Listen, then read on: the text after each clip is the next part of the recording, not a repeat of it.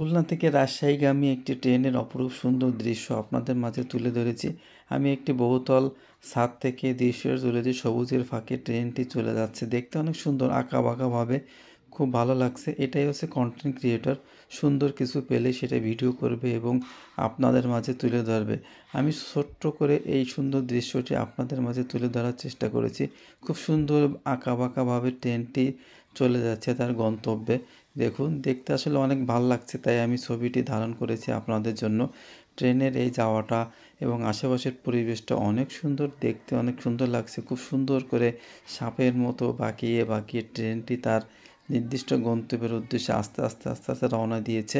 তো দেখে আমার কাছে ভালো লাগছে, সেই সুবাদে আমি ভিডিওটা করছি এবং আপনাদের মাঝে তুলে ধরার চেষ্টা করছি।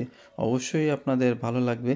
তো দেখতে থাকুন, কন্টেন্ট ক্রিয়েটররা এইভাবে সুন্দর সুন্দর দৃশ্য আপনাদের মাঝে তুলে ধরে। ভালো লাগে, কেমন হয়েছে আপনারা জানাবেন এবং আমার সাথে থাকবেন, সবসময় সহযোগিতা করবেন। আপনাদের জন্য নতুন নতুন ভিডিও নিয়ে আসবো এবং আপনাদের কাছে তুলে ধরবো।